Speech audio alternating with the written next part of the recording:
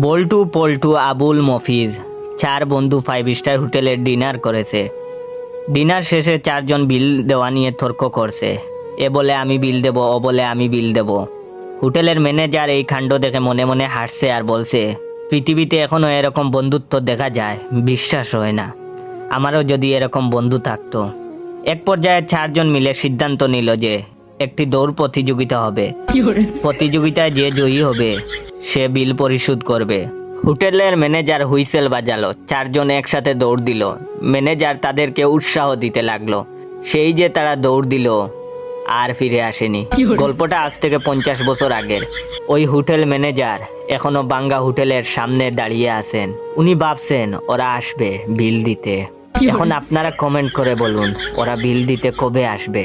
যদি আপনারা বলতে পারেন না, তাহলে আপনার বন্ধুদের শেয়ার করে জিজ্ঞাসা করতে পারেন ওরা কবে বিল দিতে